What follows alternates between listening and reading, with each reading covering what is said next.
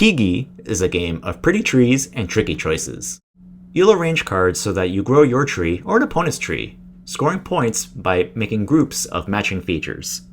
Here's how to play. This is an example setup for 3 players. This would be your tree, this tree belongs to the player on your left, and this tree belongs to the player on your right. This is the display, and this is the deck of cards. On your turn, you can take a card from the display and add it to anybody's tree.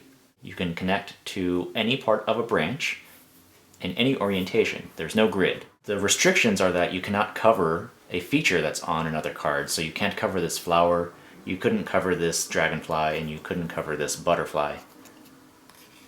In addition, you cannot cover more than one card when you place a new card. You can't touch more than one card when you place this new card.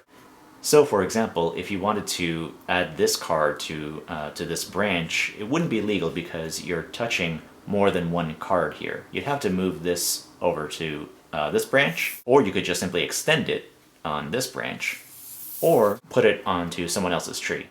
After you've added a card to a tree, look for any matching features in a contiguous line of cards going from that new card down to the trunk of your tree.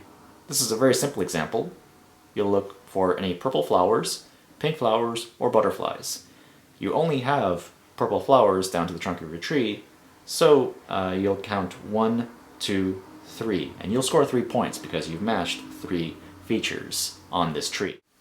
Say if you had just placed this card, you would score 1, 2, 3, 4 points for purple flowers, 5, and 6 for the butterflies that are also part of a contiguous group.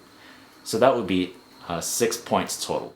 Now say you added another card to this branch, and you would score in the same way. You're looking for butterflies, pink flowers, and purple flowers in a contiguous group down to the trunk of the tree. Right now you're sitting at 1, 2, 3, 4, 5, 6 points for the purple flowers. Looking at butterflies, you have 7, 8, 9, and 10. And there's no pink flower on this connecting card. That means it's not a contiguous group. So you wouldn't score any points for these pink flowers, even though there's a pink flower further down the trunk. Now, whenever you have scored 10 points or more for a branch, you have to prune that branch from the tree.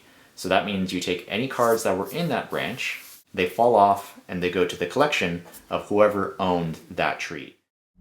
As a more complicated example, say you had added this card to your tree. You wouldn't score all these points down here. You would score 1, 2, 3, 4 for purple flowers. You wouldn't score anything that's over here. Again, you're just counting down from the card you just played to the trunk. You don't follow any branching paths. And if you score 10 points or more on a single branch, you have to prune it. And if that leaves behind any floating cards, those get pruned as well. So when this is scored, you'll score 1, 2, 3, 4, 5, 6, 7, 8, 9, 10. That means this has to be pruned. And this leaves this card floating out there, and that has to be pruned as well. And those get added to the owner's collection. The last step of a turn is to take the top card from the deck and add it to the display, filling in the space that you just emptied out. Sometimes, instead of a branch card, there will be a commission that comes out. Commissions don't get added to trees, they're just taken and they're kept to the side so everyone can see. And essentially these are long-term goals that you're trying to achieve at the end of the game. So say for example, if you had the most cards on your tree at the end of the game, you would score this commission. Every commission has different conditions, and they all score you 10 points if they're true at the end of the game.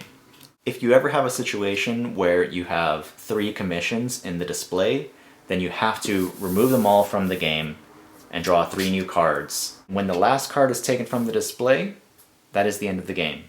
You'll tally up your scores that you've collected so far, including any commissions that you've completed, and whoever has the most points wins. If players tie, then the tied player who has the most red blossoms on their tree at the end of the game will be the winner. Thank you for watching. You can find Kigi and many other games at smartplaygames.com.